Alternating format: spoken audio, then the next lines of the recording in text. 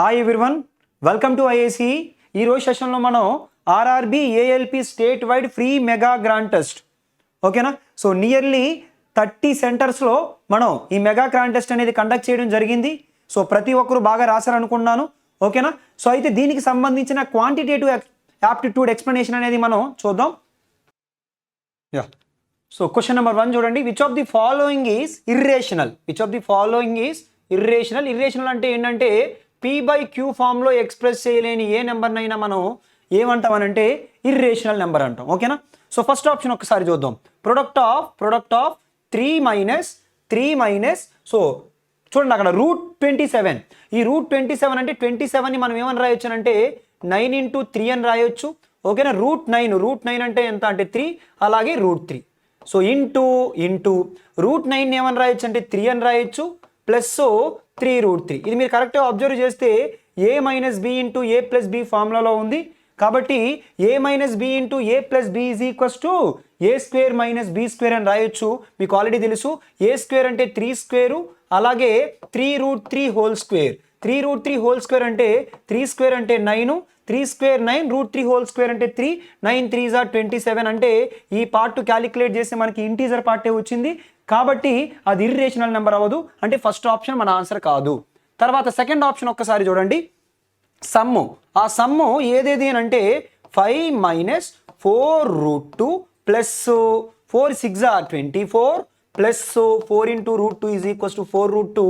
ఈ 4√2 క్యాన్సిల్ చేసేసి 5 + 24 అంటే 29 అని చెప్పొచ్చు. అది కూడా ఇంటీజర్ పార్టే, కాబట్టి ఇది కూడా ఇర్రేషనల్ నెంబర్ అవ్వదు, ఓకేనా. అలాగే ఒక్కసారి సో థర్డ్ ఆప్షన్ చూడండి. Some of √4761 plus √5175.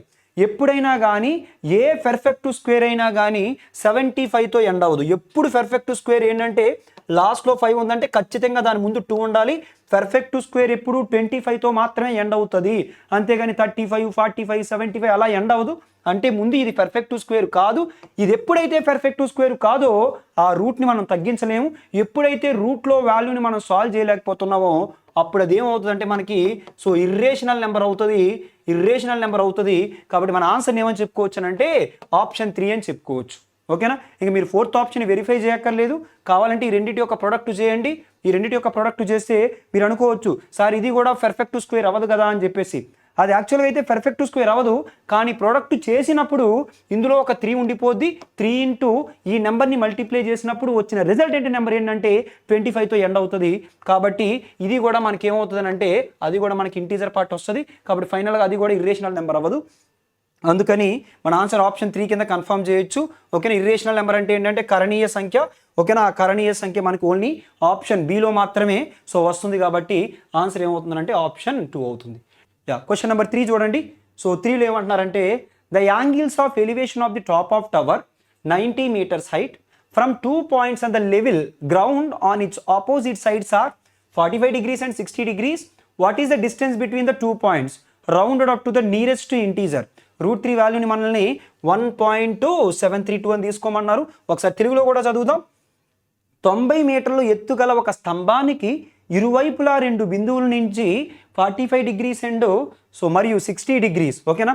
45 డిగ్రీలు మరియు 60 డిగ్రీలు ఊర్ధ్వ కోణంతో ఆ స్తంభం యొక్క పైభాగాన్ని చూసినప్పుడు ఆ 2 బిందువుల మధ్య దూరం సో సుమారుగా ఒకసారి చూడండి. ఏమన్నారని అంటే ఫస్ట్ ఒక స్తంభం, ఓకేనా. ఒక స్తంభం అంటే ఒక టవరు. ఆ టవర్కి ఇరువైపులు ఎక్కడ ఒక పాయింట్ ఉందంట, ఇక్కడ ఒక పాయింట్ ఉందంట. దీని నుంచి చూస్తున్నారు, అలాగే దీని నుంచి కూడా చూస్తున్నారు, ఓకేనా. సో దీని నుంచి చూసినప్పుడు మాత్రం ఇక్కడ నుంచి చూసినప్పుడు అంట 45 degrees అంట, ఇక్కడ నుంచి చూసినప్పుడు అంట 60 degrees అంట. మన క్వశ్చన్ ఏంటంటే ఈ 2 పాయింట్ల మధ్య గల దూరం ఎంత? ఆల్రెడీ ఆ స్తంభం ఆ టవర్ యొక్క హైట్ ఏంటంటే 90 meters ఇచ్చారు. ఆల్రెడీ మీరు సో ట్రిగనోమెట్రీలో హైట్స్ అండ్ డిస్టెన్స్లో నేర్చుకుంటారు. 45 degrees, ఇది 45 degrees కదా. 45 degrees అయినప్పుడు ఇది ఎక్స్ అయితే ఇది కూడా ఏమవుతుంది? ఎక్సే కదా అవుతుంది, ఓకేనా. ఒకవేళ 60 degrees అయితే ఏమవుతుంది చెప్పండి. 60 degrees అయినప్పుడు ఇది గనక ఎక్స్ అయితే ఇది ఏమవుతుందంటే x/√3 అవుతుంది.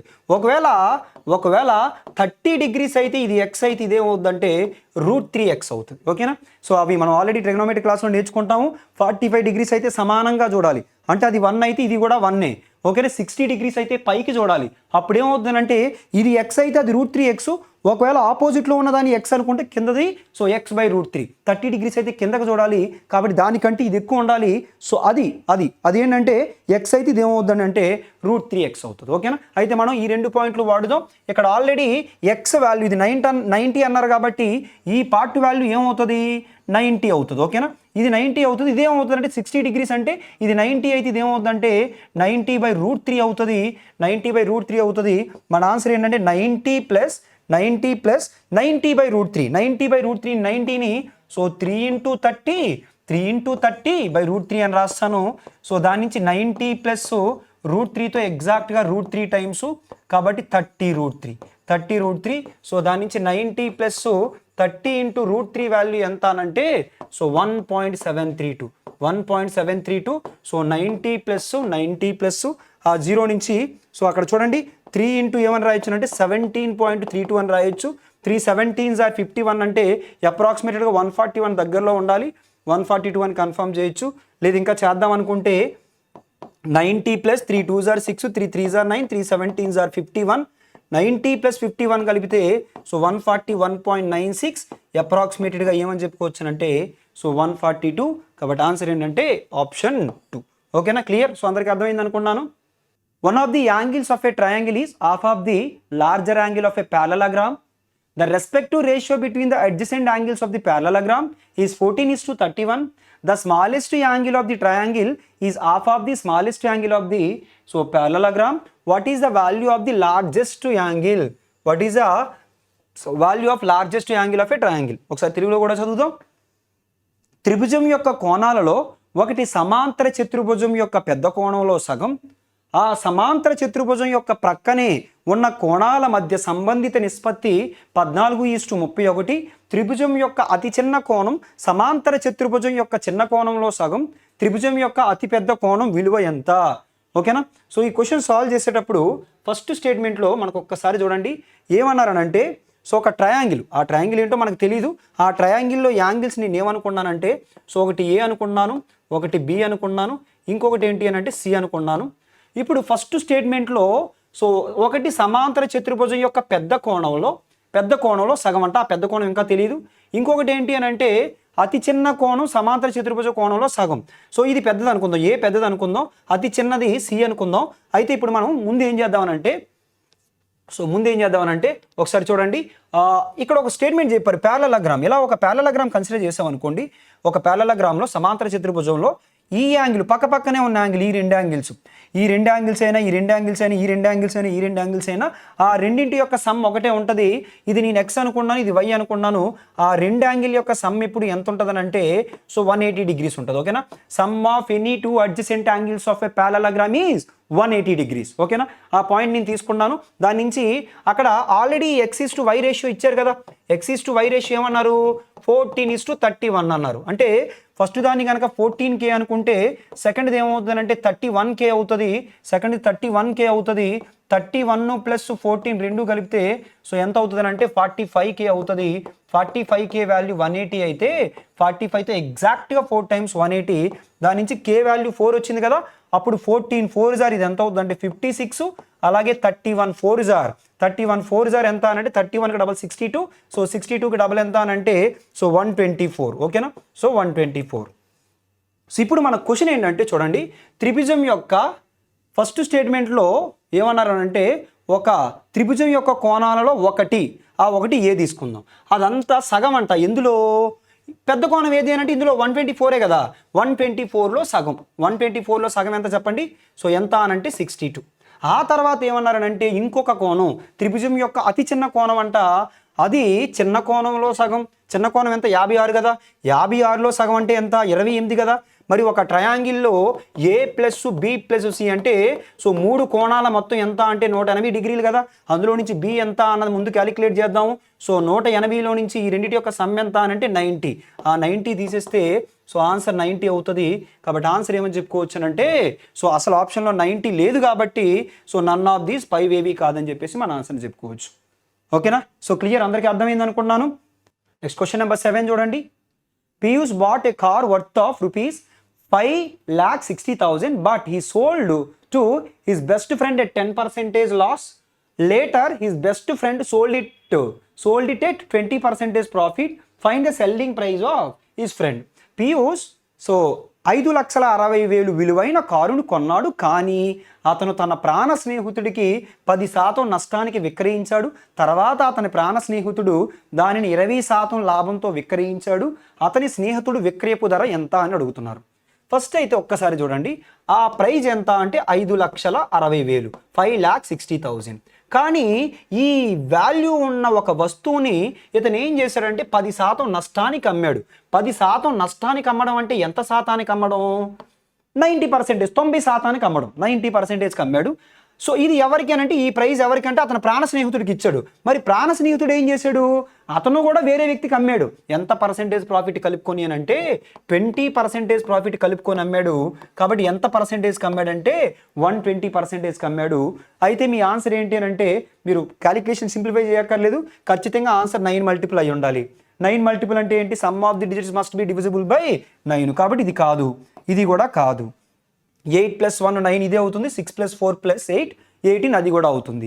అలాగే ఇంకొక పాయింట్ నేను ఏమంటానంటే ఒకసారి మీరు కరెక్ట్గా అబ్జర్వ్ చేస్తే 56 అనేది 7 మల్టిపుల్ కూడా, అంటే ఆన్సర్ 7 మల్టిపుల్ కూడా అయ్యి ఉండాలి. 81 అనేది 7 మల్టిపుల్ కాదు. కాబట్టి ఆన్సర్ని ఆప్షన్ 2 కింద కన్ఫర్మ్ చేయొచ్చు. ఓకేనా? క్లియర్? సో ఒక్కసారి ప్రొసీజర్ కూడా చూద్దాం.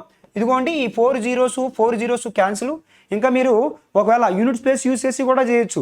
ఎలా అంటే ఇక్కడ 2 సున్నాలు ఉన్నాయి కదా, ఈ 2 సున్నాలు పెడతారు. 6 9s are 54, 4 2s are 80 and 4 2s are 8 అంటే ఆన్సర్ 800తో ఎండ్ అయి ఉండాలి. అలా కూడా ఒకటే ఆప్షన్ ఉంది కాబట్టి అలా కూడా మీరు ఆన్సర్ని కన్ఫర్మ్ చేయొచ్చు. ఇంకా ప్రొసీజర్ని కంటిన్యూ చేద్దాం అనుకుంటే ఫస్ట్ నేను ఏం చేస్తానంటే 9తో మల్టిప్లై చేస్తాను.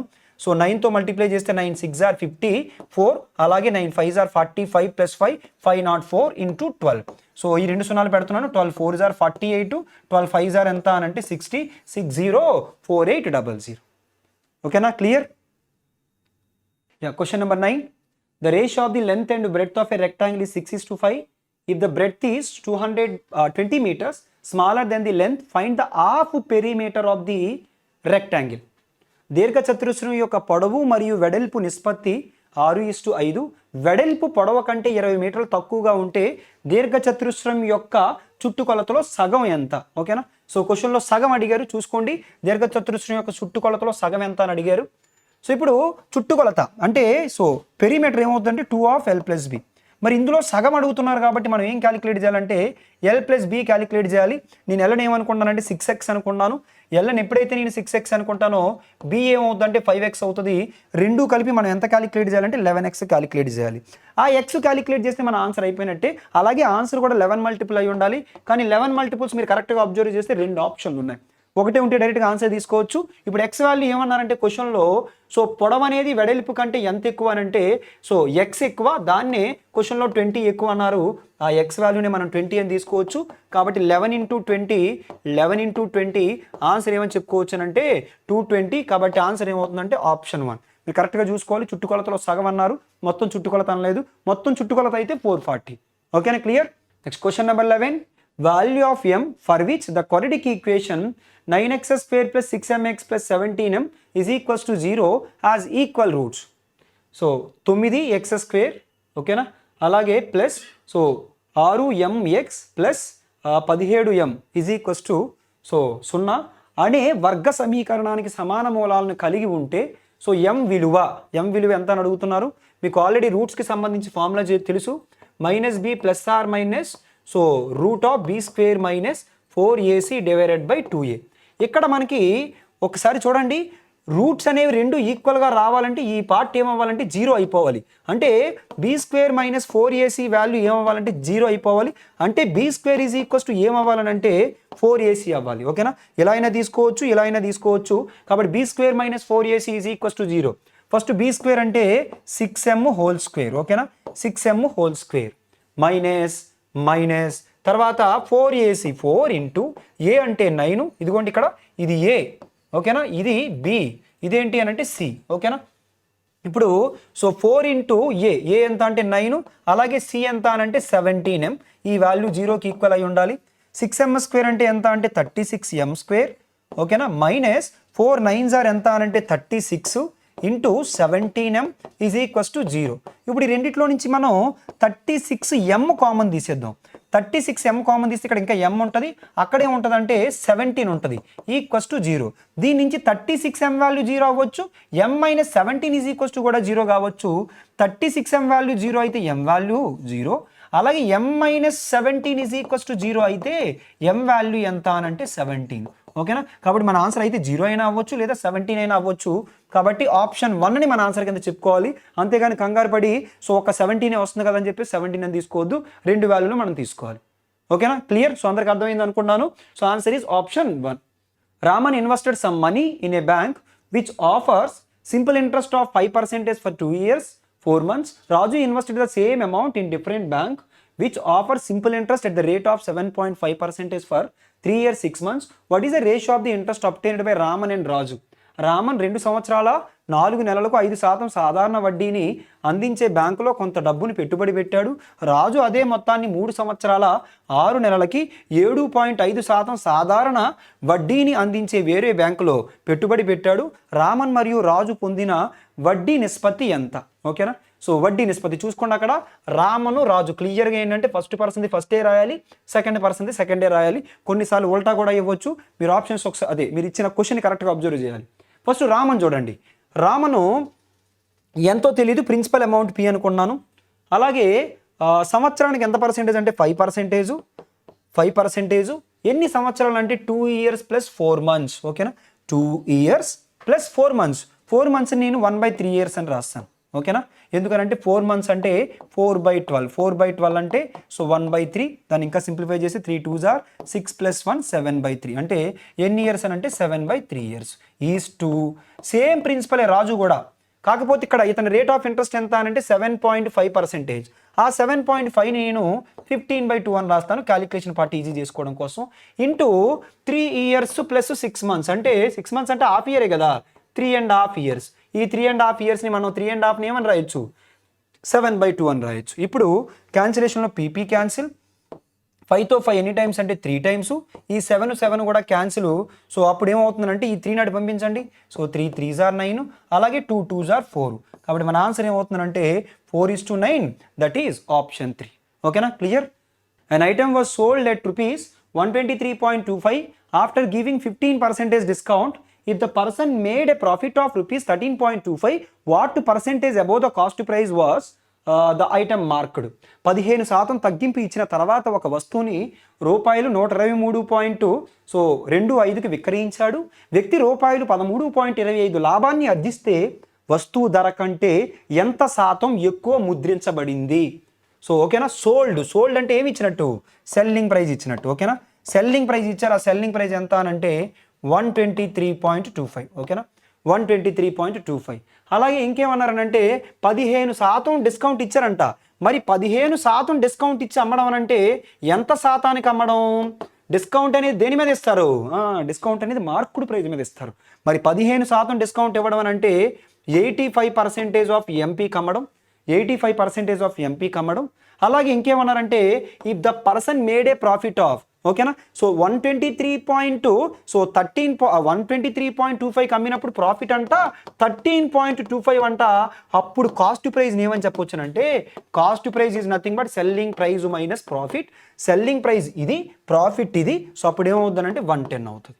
ఓకేనా, సో ఇప్పుడు మీ క్వశ్చన్ ఏంటంటే so what percentage above the cost praise was the item B marked? అంటే మార్కుడ్ ప్రైస్తో కంపేర్ చేసినప్పుడు అదే కాస్ట్ ప్రైస్తో కంపేర్ చేసినప్పుడు ఎంత పర్సెంటేజ్ అబోవ్ బెటర్ అన్నది మన క్వశ్చన్. ముందైతే మార్కుడ్ ప్రైస్ క్యాలిక్యులేట్ చేద్దాం.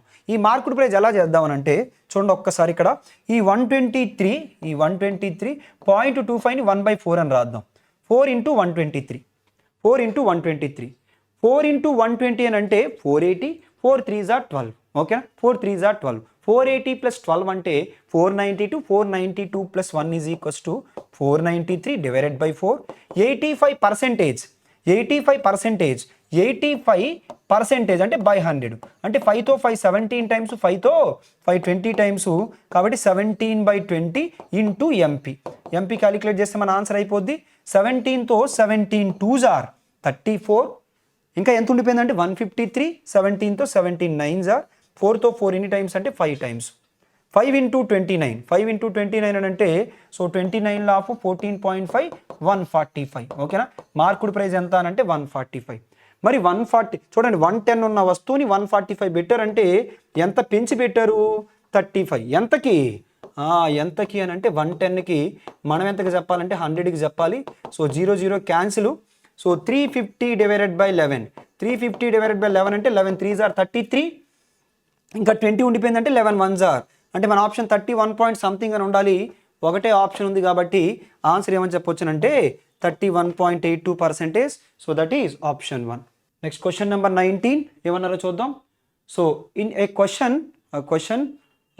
And two statements 1 and 2 are given you have to decide which statement is sufficient to answer the question మీకు సో ఈ టైప్ ఆఫ్ క్వశ్చన్స్ ఏమంటామంటే డేటా సఫిషియన్సీ క్వశ్చన్స్ అంటాం so data sufficiency questions అంటాం ఇందులో మీకు ఏం చేస్తారనంటే ఇలా ఒక సో 2 ప్రకటనలు ఇస్తారు సో ఒక క్వశ్చన్ ఇస్తారు ఈ క్వశ్చన్ చేయడానికి ఓకేనా సో ఈ ప్రశ్న చేయడానికి మీకు 2 ప్రకటనలు ఇస్తారు ఆ ప్రకటనలో ఏ ప్రకటనలు మనకి సరిపోతే ఒకటా లేదంటే రెండు కలిపా లేదంటే 2 కలిపి సరిపోవా అన్నవి మనకి స్టేట్మెంట్లు దాని కొరకు ఒక్కసారి చూడండి మనకి ఇచ్చిన క్వశ్చన్ ఏంటంటే సో మన క్వశ్చన్ ఏమని ఇచ్చారనంటే find the value of 3x minus Y ఇది క్యాలిక్యులేట్ చేయాలంటే మనకి ఎక్స్ వాల్యూ తెలియాలి లేదా అదే ఎక్స్ వాల్యూ తెలియాలి వై వాల్యూ కూడా తెలియాలి దాని కొరకు ఫస్ట్ స్టేట్మెంట్ చూడండి ఫస్ట్ స్టేట్మెంట్లో 3x minus 4y is equals to 90 so దీని నుంచి మనకి ఎక్స్ వాల్యూ వై వాల్యూ ఎలా తెలుస్తుంది తెలియదు కదా ఒక ఈక్వేషన్ ఇచ్చి ఎక్స్ కామా వై ఎంత అని అంటే మనం చెప్పలేము పోనీ కొన్నిసార్లు లీనియర్ ఈక్వేషన్ అయితే చేయొచ్చు అంటే ఏంటంటే ఇక్కడ మనకి డైరెక్ట్గా క్వశ్చన్ 3x మైనస్ 4y ఎంత లేదా 6x మైనస్ 8y ఎంత అంటే దీన్ని ఏదైనా నెంబర్తో మల్టిప్లై చేస్తే అది వస్తుందా లేదంటే డివైడ్ చేస్తే అది వస్తుందా అలాంటి ఈక్వేషన్ ఇచ్చినప్పుడు అవుతుంది కానీ మరి అలా ఉందా లేదు కాబట్టి first statement alone is not sufficient తర్వాత సెకండ్ స్టేట్మెంట్ చూడండి 6x minus 8y 6x minus 8y ఎంత అని అంటే 180 ఓకేనా మరి ఆ స్టేట్మెంట్ యూజ్ చేసి మనం ఆన్సర్ చెప్పగలమనంటే ఈ స్టేట్మెంట్ యూజ్ చేసి కూడా మనం ఆన్సర్ చెప్పలేము పోనీ 2 స్టేట్మెంట్లు క్లబ్ చేద్దామంటే మీరు కరెక్ట్గా అబ్జర్వ్ చేస్తే ఈ 6x మైనస్ 8yనే 3x minus 4y is equals to 90 అని చెప్పొచ్చు అంటే దీనికి అర్థం ఏంటంటే ఫస్ట్ స్టేట్మెంట్లో ఏముందో సెకండ్ స్టేట్మెంట్లో కూడా అదే ఉంది అంటే 2 స్టేట్మెంట్లు యూజ్ చేసి ఆన్సర్ చెప్పలేము కాబట్టి so option 4 both statements 1 and 2 together are not sufficient to answer the question ఓకేనా క్లియర్ నెక్స్ట్ క్వశ్చన్ నెంబర్ 21 చూడండి ఏమంటున్నారు 3 people A, B, C can finish a work in 6, 9 and 12 days respectively when they are working alone. A and B started the work and C joins after 3 days. How many days in total does it take to finish the job? ముగ్గురు వ్యక్తులు A B మరియు C వారు ఒంటరిగా పనిచేస్తున్నప్పుడు వరుసగా 6, 9 మరియు 12 రోజుల్లో ఒక పనిని పూర్తి చేయగలరు ఏ మరియు బి పనిని ప్రారంభించారు మరియు 3 రోజుల తర్వాత సి చేరింది పని పూర్తి చేయడానికి మొత్తం ఎన్ని రోజులు పడుతుంది ఫస్ట్ అయితే ఏ ఒకటి ఎన్ని రోజులు అంటే 6 days బి 9 days సి ఎంత అంటే 12 days ఓకేనా ఇప్పుడు నేను ఏమంటానంటే మూడింటికి ఎల్సిఎం తీసుకుందాము 6కి 9కి ఎల్సిఎం తీసుకుంటే 6 ఈజ్ ద ఫ్యాక్టర్ ఆఫ్ 12 కాబట్టి మీరు 6ని ఎల్సిఎంలో కన్సిడర్ చేయక్కర్లేదు 9కి 12కి ఎల్సిఎం క్యాలిక్యులేట్ చేస్తే అదే మీ ఫైనల్ ఆన్సర్ ఎంత అవుతుందంటే 36 పార్ట్స్ అవుతుంది ఇంకా మీకు ఎల్సిఎం కూడా కావాలంటే ఇక్కడ చేసి చూపిస్తున్నా చూడండి 9, 12 ఆ 2 3లో పోతాయి కాబట్టి 3 3s are 3 so 4s are 3 3s are 9 9 4s are 36 so 36/6 అంటే 6 36/9 అంటే 4 36/12 అంటే 3 ఇప్పుడు ఏం జరిగిందంటే ఏబి స్టార్ట్ చేశారు ఏబి స్టార్ట్ చేయడం అంటే ఏబి యొక్క ఎఫిషియన్సీ ఎంత అంటే 10 స్టార్ట్ చేసి ఎన్ని రోజులు చేశారంటే సి జాయిన్స్ ఆఫ్టర్ 3 days వరకు చేశారు చేసిన తర్వాత సి కూడా జాయిన్ అయింది మరి సి కూడా జాయిన్ అయిందంటే ఎఫిషియన్సీ ఎంత so 13 so how many days in total ఇది ఫర్ ఎగ్జాంపుల్ ఎక్స్ అనుకుందాం ఓకేనా ఎక్స్ అనుకుంటే మొత్తం వర్క్ ఎంత 36 పార్ట్స్ అయిపోయింది దీని నుంచి 13x is equals to so 36 minus 3 10s are ఎంత అంటే 30 సో 36లో నుంచి 10 తీసేయండి సో 10 కాదు 30 తీసేయండి ఎంత అని అంటే ఇప్పుడు 36లో నుంచి 30 తీస్తే 6/13 కానీ క్వశ్చన్లో ఎక్స్ ఎంత అని అడగలేదు టోటల్ ఇక్కడ 3 days ఇక్కడ ఎక్స్ డేస్ అంటే 3 + 6/13 ఓకేనా 3 and 6/13 అయినా రాయొచ్చు ఆప్షన్లో లేదు కాబట్టి 13 3s are 39 + 6 39 + 6 అంటే 45/13 కాబట్టి ఆన్సర్ ఏమని చెప్పుకోవచ్చు అంటే ఆప్షన్ 4 అని చెప్పుకోవచ్చు ఓకేనా నెక్స్ట్ క్వశ్చన్ నెంబర్ 24 చూడండి two numbers are in the ratio 3:4. If the first number is half and the second number is increased by 6, the first number is 1/3 of the second. So what is the sum of the original number? రెండు సంఖ్యలు 3:4 నిష్పత్తిలో ఉన్నాయి. మొదటి సంఖ్యను సగానికి తగ్గించి మరియు రెండవ సంఖ్యని 6 పెంచితే మొదటి సంఖ్య రెండవ సంఖ్యలో 3/1 అసలు సంఖ్యల మొత్తం ఎంత? ఓకేనా? రెండు నెంబర్లు ఇచ్చారు, 3:4 అన్నారు. ఓకేనా? ఫస్ట్ నెంబర్ని ఆఫ్ చేశారు. ఫస్ట్ నెంబర్ 3x కదా, ఇక్కడ 3x కదా, దాన్ని ఆఫ్ చేశారు అంటున్నారు కదా. నేనేమంటానంటే ఆఫ్ 3ని ఆఫ్ చేయడం కంటే 6ని ఆఫ్ చేయడం ఈజీ కదా. కాబట్టి ఈ 3:4 రేషియోని ఇలా రాస్తా, 6:8 అనుకుంటా. అప్పుడు ఏమవుతుందంటే మనకి ఇంకా ఈజీగా ఉంటుందని. అప్పుడు దీన్ని 6x అనుకుంటే ఇది 8x కదా. 6xని ఆఫ్ చేశారంట. 6xని ఆఫ్ చేయడం అంటే ఎంత చేసినట్టు? 3x. And the second number is increased by 6. Second number ఎంత అంటే 8x, దాన్ని 6 పెంచారంట. ఇప్పుడు ఏమైందనంటే result the first number is 3x is 1/3 ఎందులో? Second number. ఓకేనా? ఇప్పుడు సింప్లిఫై చేస్తే 3 3s are 9x plus, so 9x plus కాదు, 9x is equals to 8x plus 6. 9xలో నుంచి 8x తీస్తే x వాల్యూ 6. ఇంతకీ మన క్వశ్చన్ ఏంటంటే what is the sum of the original numbers అంటే ఒకటి 6x ఒకటి 8x, రెండు కలిపి ఎంత అనంటే 14x. కాబట్టి ఆన్సర్ 14 ఇంటూ x ఎంత అనంటే 6, 14 6 ఎంత అనంటే 84. ఓకేనా? మీరు ఇనిషియల్గా ఇలా కూడా చూసుకోవచ్చు. ఎలా ఆన్సర్ ఖచ్చితంగా 7 మల్టిపుల్ అయి ఉండాలి, కానీ రెండు ఆప్షన్లు ఉన్నాయి కాబట్టి సో నేను ఆన్సర్ చేయాల్సి వచ్చింది. ఓకేనా? అందుకే ఆన్సర్ చేశాను. ఆన్సర్ ఏంటంటే 84. Aman donated 10% of his savings to charity and gave 15% of his savings to his sisters. Of the remaining savings he gave 60% to his son and gave 80% of the still remaining saving to his daughter. The sum of the money given to sister and the money left with Aman finally 84,000. What was his saving? Aman తన పొదుపులో 10% చారిటీని విరాళంగా ఇచ్చాడు మరియు తన పొదుపులో 15% సోదరికి ఇచ్చాడు. మిగిలిన పొదుపులో 60% తన కుమారుడికి ఇచ్చాడు మరియు మిగిలిన పొదుపులో 80% తన కూతురికి ఇచ్చాడు. సోదరికి ఇచ్చిన డబ్బు మరియు అమన్ వద్ద మిగిలి ఉన్న డబ్బు మొత్తం సోదరికి ఇచ్చిన, ఓకేనా, సిస్టర్కి ఇచ్చింది. సో సిస్టర్కి ఇచ్చింది ఎంతో చూడండి, 15%, 15% ఆఫ్ హిస్ సేవింగ్. సిస్టర్కి ఇచ్చింది 15%. ఇంకా మనం ఏం క్యాలిక్యులేట్ చేయాలంటే అతని దగ్గర మిగిలింది ఎంత అన్నది క్యాలిక్యులేట్ చేస్తే మన ఆన్సర్ అయిపోయినట్టే. ఇప్పుడు మొత్తం అతని యొక్క శాలరీ 100%. అందులో ఏం చేశాడంటే ఇక్కడ ఒక 10%, అలాగే ఇక్కడ ఒక 15%, మొత్తం 25% ఇచ్చాడు. 25% ఇచ్చేస్తే అతని శాలరీలో ఇంకా ఎంత పర్సెంటేజ్ మిగులుతుంది? 75%. 75% అంటే 3/4 పార్ట్ మిగులుతుంది. 75% కదా మిగులుతుంది, 3/4 పార్ట్. మళ్ళీ ఆ రిమైనింగ్లో ఈ రిమైనింగ్లో 60% సన్నకి ఇచ్చాడంట. ఇంకా ఎంత పర్సెంటేజ్ మిగులుతుంది? 60% ఇస్తే 40% మిగులుతుంది. 40% అంటే 2/5. 40% అంటే 40/60, దాన్ని సింప్లిఫై చేస్తే 2/5. ఆ తర్వాత 80% ఏం చేశారంటే డాటర్కి ఇచ్చారు. 80% డాటర్కి ఇస్తే ఇంకెంత పర్సెంటేజ్ మిగులుతుంది? 20%. 20% అంటే 1/5. ఓకేనా? సో ఇంకా అది మాత్రం ఆయన దగ్గర మిగిలింది. కాబట్టి ఇక్కడ 2తో 2, so 2 times 2 5s are 10, 10 5s are 50, 50తో 2 times 2 into 3 6% ఆయన దగ్గర మిగిలింది.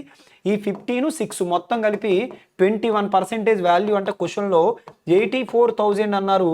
మనల్ని 100% వాల్యూ ఎంత అని అడుగుతున్నారు. 21తో 4 times, కాబట్టి 4,000 పక్కన 2 సున్నాలు పెడితే ఆన్సర్ ఏమవుతుందంటే సో 4 lakhs అవుతుంది. కాబట్టి ఆన్సర్ ఏమని చెప్పుకోవచ్చు అంటే ఆప్షన్ 2 అని చెప్పుకోవచ్చు. ఓకేనా? Clear? Next question number 28. The average of 12 consecutive even numbers be 113, then find the sum of third and 10th number among them. 12 వరుస సరి సంఖ్యల సగటు 113 అయితే వాటిలో 3వ మరియు 10వ సంఖ్యల మొత్తాన్ని కనుగొనండి. ఓకేనా? మొత్తం 12 నెంబర్లు అంట. 12 ఏ నెంబర్లు అంటే consecutive even numbers. Consecutive even numbers అనగానే అవి ఎందులో ఉంటాయి? అర్థమెటిక్ ప్రోగ్రెషన్లో. కన్జిక్యూటివ్ నెంబర్స్ అన్న, కన్జిక్యూటివ్ ఆడ్ నెంబర్స్ అన్న, కన్జిక్యూటివ్ ఈవెన్ నెంబర్స్ అన్న, మల్టిపుల్ ఆఫ్ ఎనీ నెంబర్ అన్న, అవి అర్థమెటిక్ ప్రోగ్రెషన్లో ఉంటాయి.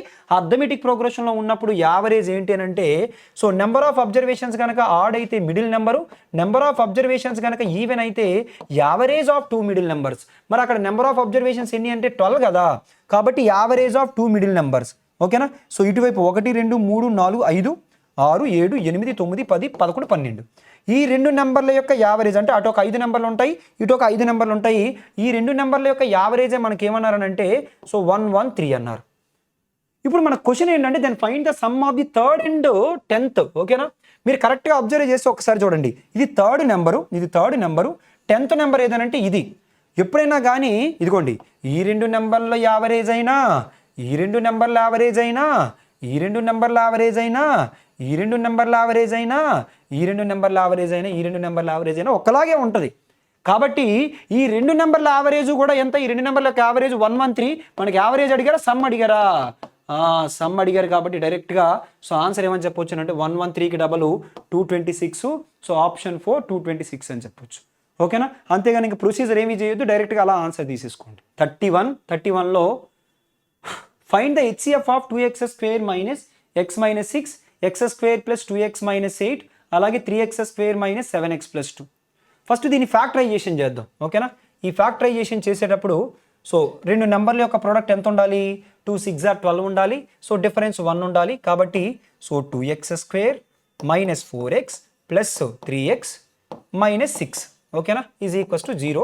ఓకేనా? లేదంటే ఈజ్ ఈక్వల్స్ టు 0 పెట్టకపోయినా పర్లేదు, ఫ్యాక్టరైజేషన్ అలా ఉంచుదాం. సో ఇప్పుడు ఏంటంటే ఇందులో 2x కామన్ తీస్తే మనకి ఇంకా x మైనస్ 2 ఉంటుంది, అక్కడ ప్లస్ 3 కామన్ తీస్తే ఇక్కడ x మైనస్ 2 ఉంటుంది. అప్పుడు ఫైనల్గా దీన్ని రెండిట్లో x మైనస్ 2 కామన్ తీస్తే 2x ప్లస్ 3 అలా ఇది ఉంచండి. తర్వాత దాన్ని ఫ్యాక్టరైజేషన్ కూడా చేద్దాం. ఇక్కడ రెండు నెంబర్ల యొక్క ప్రోడక్ట్ 8, రెండు నెంబర్ల యొక్క డిఫరెన్స్ ఎంత అంటే 2. అలా రెండు నెంబర్లు ఏమవుతాయంటే సో 4 2s are 8, కాబట్టి plus 4x so minus 2x minus 8. ఓకేనా? ఇప్పుడు మనం x కామన్ తీసి x ప్లస్ 4 అని రాయొచ్చు.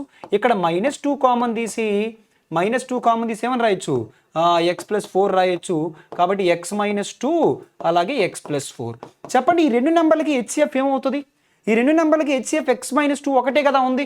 కాబట్టి ఇంక మూడో దానికి చేయాల్సిన అవసరం మనకేముంది లేదు. కాబట్టి డైరెక్ట్గా ఆన్సర్ ఏమని చెప్పొచ్చు అంటే ఆప్షన్ 1 అని చెప్పుకోవచ్చు. లేదు ఇంకా మీరు కంటిన్యూ చేద్దాం అనుకుంటే ఇదిగోండి రెండు నెంబర్ల యొక్క ప్రోడక్ట్ 6, సమ్ ఎంత అంటే 7. కాబట్టి 3x² మైనస్ అలా 6 1s are సరిపోతుంది, 6x మైనస్ x ప్లస్ 2. ఓకేనా? 3x కామన్ తీస్తే x మైనస్ 2 ఉంటుంది, అక్కడ కూడా మైనస్ 1 కామన్ తీస్తే x మైనస్ 2 ఉంటుంది. రెండిట్లో x మైనస్ 2 కామన్ తీస్తే 3x మైనస్ 1 ఉంటుంది. కాబట్టి ఆన్సర్ని ఆప్షన్ 1 కింద మనం చెప్పుకోవచ్చు. ఓకేనా? అలా తీసుకోవచ్చు. లేదు మీకు ఫ్యాక్టర్స్ కాన్సెప్ట్ అని మనం ఫ్యాక్టర్స్ ఇదంతా చేయకుండా డైరెక్ట్గా సింబల్స్ యూస్ చేసి కూడా చేయొచ్చు. అది ఐడియా ఉంటే ఇంకా అలా అయితే ఇంకా తొందరగా మీరు తీసుకోవచ్చు. బట్ రైల్వే వాళ్ళు అది నేర్చుకోరు కాబట్టి ఇలా తీసుకోండి. ఓకేనా? నెక్స్ట్ 33 చూడండి. 7.878787 is expressed in fraction form as a by 33 and 9.454545 so is expressed as fraction form as b by 11. What is the value of a minus b? ఓకేనా? ఈ సో 7.8787 ఈ భిన్న రూపంలో ఉన్న దానిని సో a by 33గా వ్యక్తీకరించబడింది మరియు 9.4545 ఆ భిన్న రూపంలో ఉన్నదాన్ని b by 11గా వ్యక్తీకరించబడింది. అయినా a మైనస్ b విలువ ఎంత? ఓకేనా? a మైనస్ b వాల్యూ ఎంత అన్నారు. సో ఇక్కడ చూడండి, అక్కడ మీరు కరెక్ట్గా అబ్జర్వ్ చేస్తే 7 ప్లస్ దాన్ని ఏమని రాయొచ్చు అంటే 0.87 బార్ కింద రాయొచ్చు. ఆల్రెడీ మీకు డెసిమల్స్ని ఫ్రాక్షన్స్లోకి ఏ విధంగా కన్వర్ట్ చేయాలో తెలుసు. 87 బార్ అంటే 87 డివైడెడ్ బై సో 99 అని రాయొచ్చు. అలాగే నెక్స్ట్ ఈ 87 డివైడెడ్ బై 99 ఇంకా మనం సింప్లిఫై చేయొచ్చు, ఎందుకంటే అక్కడ 33 ఉంది కదా. అందుకని నేను ఏం చేస్తున్నానంటే దీన్ని 3తో చూడండి. So 3తో 3 3s are 3 3s are, ఇక్కడ 3 2s are, అలాగే 3 9s are 27. అంటే 7 ప్లస్ ఏమని రాయొచ్చు అంటే 29 డివైడెడ్ బై 33 అని రాయొచ్చు. అలాగే ఇది చూడండి ఒక్కసారి. సో 9.2 సో 9.45 దాన్ని ఎలా రాయొచ్చు అంటే 9 ప్లస్ 0.45 బార్. ఇప్పుడు 9 ప్లస్ 45 డివైడెడ్ బై 99 అని రాయొచ్చు. ఇంకా సింప్లిఫై చేస్తే మనం సో 9తో 9 11s are 9 5s are. ఓకేనా? సో ఇప్పుడు 9 ప్లస్ ఏమని రాయొచ్చు అంటే 5/11 అని రాయొచ్చు. ఇంతకీ మన క్వశ్చన్ ఏంటంటే సో a మైనస్ బి, ఆ a మైనస్ బి ఏంటంటే దీన్ని ఎలా రాయాలంటే a by 33 లా రాయాలి, దీన్ని ఎలా రాయాలంటే b by 11 లా రాయాలి. a మైనస్ బి ఒకటి మన దగ్గర ఆప్షన్స్ ఉన్నాయి కాబట్టి నేను యూనిట్స్ ప్లేస్ యూస్ చేసి చేస్తాను, ఎందుకంటే ఆప్షన్లో యూనిట్స్ ప్లేస్ అన్నీ డిఫరెంట్గా ఉన్నాయి.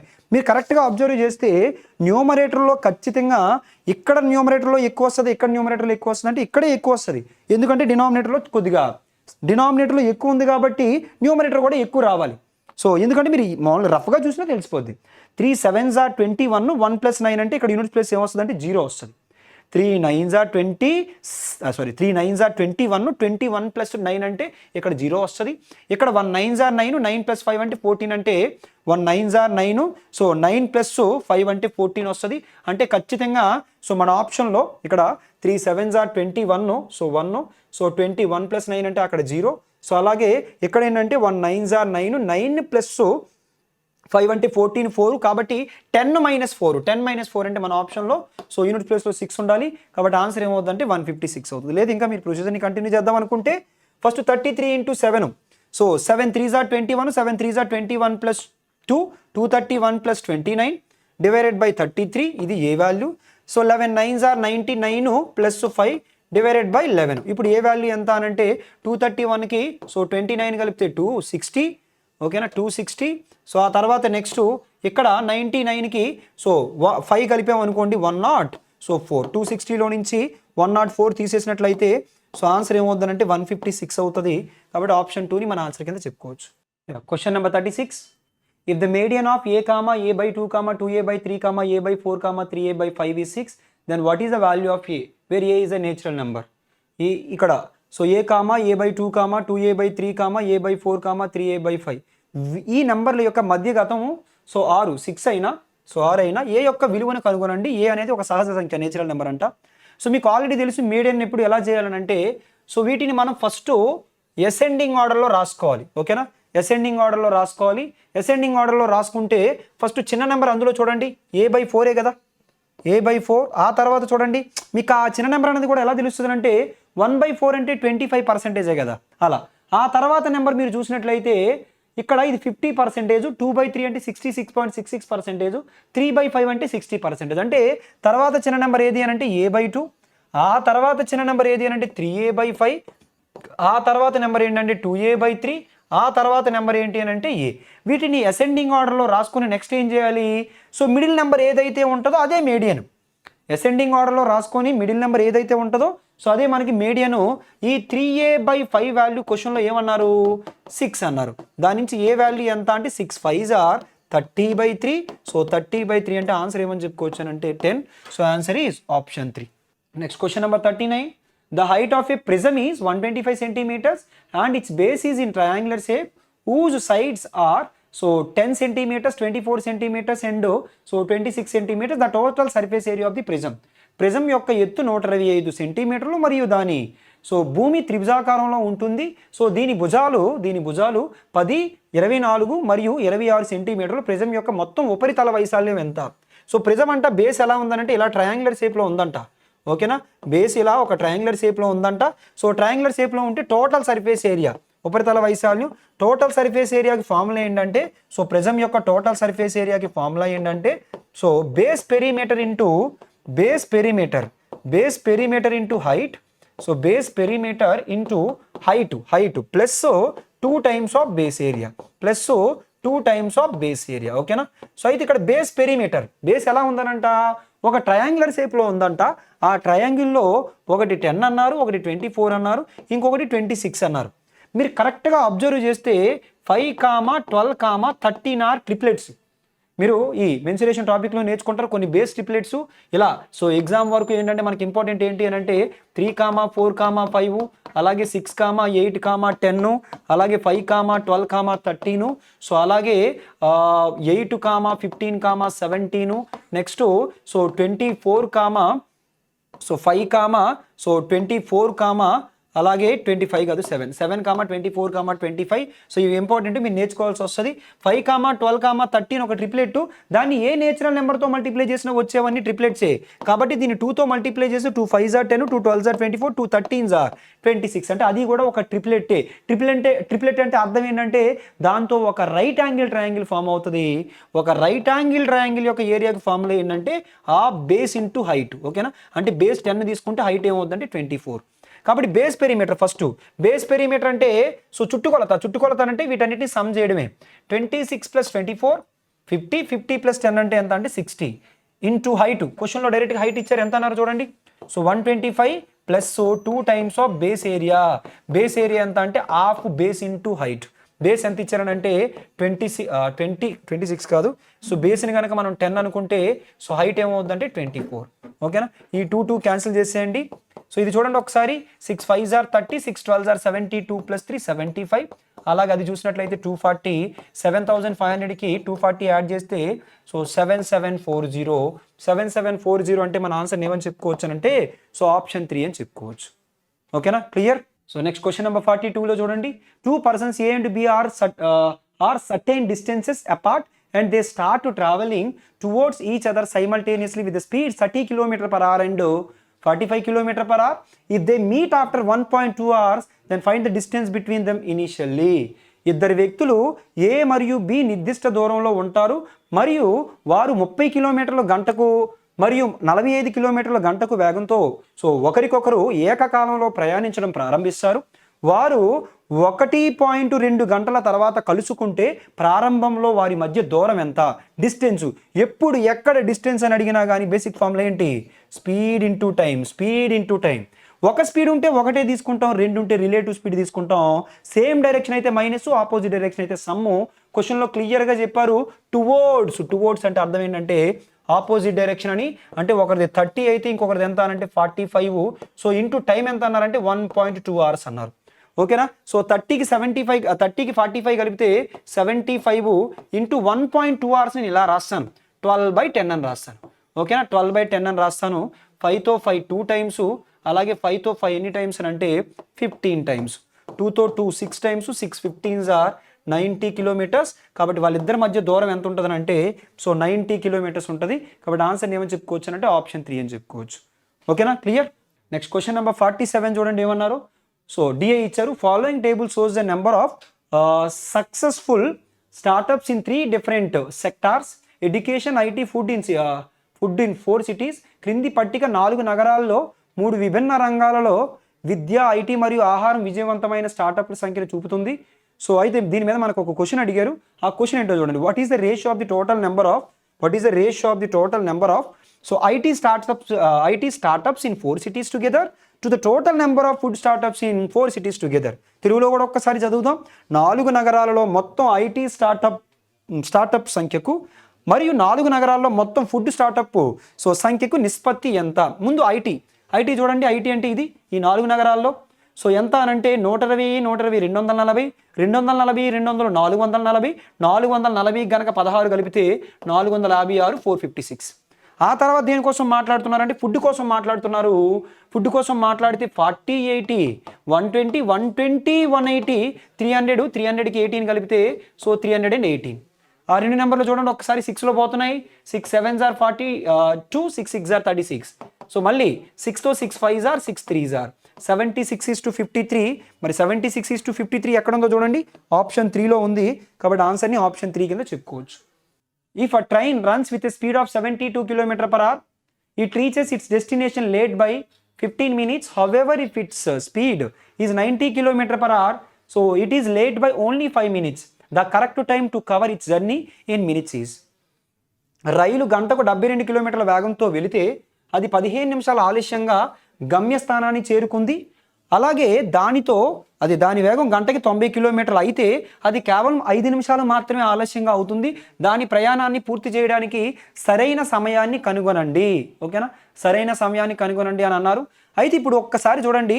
నేనేమంటానంటే 72 km/hతో వెళ్ళిన 90 km/hతో వెళ్ళిన ఒకటే డిస్టెన్స్ని కవర్ చేస్తుంది. కాబట్టి డిస్టెన్స్ కాన్స్టెంట్ కాన్సెప్ట్. ఎప్పుడైతే డిస్టెన్స్ కాన్స్టెంట్ అయిందో S1/S2 is equals to T2/T1. ఓకేనా? క్వశ్చన్లో S1 ఆల్రెడీ ఎంత ఇచ్చారు? S1 ఎంత ఇచ్చారంటే 72 ఇచ్చారు. S2 ఎంత అన్నారంటే 90 అన్నారు. Is equals to T2. నేను యాక్చువల్ టైము ప్రతిరోజు వెళ్ళే టైము T అనుకుంటాను, కానీ సెకండ్ టైం అంట 5 minutes లేట్ అంట. 5 minutes లేట్ అంటే T+5. మరి first time T1 first time అయితే 15 minutes లేటు. 15 minutes లేట్ అంటే T+15. ఇక్కడ 9తో 18తో చూడండి. 18 5s are 18తో 18 6s are. ఓకేనా? డైరెక్ట్ క్రాస్ ప్రొడక్ట్ చేసినా పర్వాలేదు, పార్ట్స్ వైజ్ కూడా తీసుకోవచ్చు. క్రాస్ ప్రొడక్ట్ చేస్తానండి మీకు ఈజీగా అర్థమవుతుంది. 60 + 6 15s are 90 is equals to so 5T + 5 5s are 25. So ఫైనల్గా T ఈజ్ ఈక్వల్స్ టు 90లో నుంచి 25 తీసేయండి. సో 90లో నుంచి కనుక అక్కడ సో 5 × T 5T. సో అలాగే 5 5s are ఎంత ఇక్కడ రాంగ్ చేసినట్టుంది కదా మనం. ఇక్కడ ఎంత అంటే 18 5s are 18th ఇక్కడ ఎన్ని టైమ్స్ అంటే 3 times. చూసుకోండి, క్యాలిక్యులేషన్ మిస్టేక్ చేశాను. సో అప్పుడు ఏమవుతుందంటే ఇక్కడ 3T వస్తుంది. 3 15s are ఎంత అని అంటే సో 3T. అలాగే ఇక్కడ కాదు, ఇక్కడ మిస్టేక్ చేశాను, అలా వదిలేండి. 15 మళ్ళీ చేద్దాం ఆగండి. Retake this question. If a train runs with a speed of 72 km/h, it reaches its destination late by 15 minutes. However, if its speed is 90 km/h, it is late by only 5 minutes. So the correct time to cover its journey in minutes is, రైలు గంటకు 72 కిలోమీటర్ల వేగంతో వెళితే అది 15 నిమిషాల తర్వాత so ఆలస్యంగా గమ్యాన్ని చేరుకుంటుంది. అయితే దాని వేగం గంటకు 90 కిలోమీటర్లు అయితే మాత్రం 5 నిమిషాలు మాత్రమే ఆలస్యం అవుతుంది. దాని ప్రయాణాన్ని పూర్తి చేయడానికి సరైన సమయాన్ని కనుగొనండి. ఓకేనా? సో నేనేమంటానంటే అది 72 km/hతో వెళ్ళినా 90 km/hతో వెళ్ళినా ఒకటే డిస్టెన్స్ని కవర్ చేస్తుంది. అంటే ఏం కాన్సెప్ట్ అని అంటే, సో డిస్టెన్స్ కాన్స్టెంట్ అయితే so S1/S2 is equals to T2/T1. S1 ఎంత అని అంటే 72, సో S2 ఎంత అంటే 90 ఈజ్ ఈక్వల్స్ టు ప్రతిరోజు వెళ్ళేటప్పుడు T టైం పట్టింది అనుకున్నాను, T2 అంటే సెకండ్ టైం మాత్రం 5 మినిట్స్ లేటు అంటే T+5. అలాగే సో ఫస్ట్ టైం అయితే మాత్రం 15 మినిట్స్ లేటు అంటే T+15. ఓకేనా? 18తో 18 5s ఆర్ 18తో 18 4s ఆర్. సో ఇప్పుడు క్రాస్ ప్రొడక్ట్ చేసేయండి. మీరు ప్రాడక్ట్స్ మెథడ్ కూడా తీసుకోవచ్చు. క్రాస్ ప్రొడక్ట్ స్పీడ్గా చేద్దాం, పెద్ద కష్టం కాదు. 4 × 2 40, 4 15s are 60, 5 × T 5T, 5 5s are ఎంత అంటే 25. సో 5Tలో నుంచి 40 తీస్తే T, 60లో నుంచి 25 తీసేస్తే 45. కాబట్టి మన ఆన్సర్ ఏమని చెప్పుకోవచ్చు అంటే సో 45 అని చెప్పుకోవచ్చు, 45 మినిట్స్ అని చెప్పుకోవచ్చు. కాబట్టి ఆప్షన్ 3ని మన ఆన్సర్ కింద కన్ఫర్మ్ చేయొచ్చు. ఓకేనా? So clear? సో అందరికి అర్థమైంది అనుకుంటా. 60లో నుంచి 45 తీస్తే ఎంత 45, సారీ ఇక్కడ రాంగ్ క్యాలిక్యులేషన్ చేసాను చూసుకోండి, 35. కాబట్టి ఆన్సర్ ఏమవుతుందంటే సో ఆప్షన్ 1 అవుతుంది, 45 కాదు 35. ఓకేనా? క్లియర్?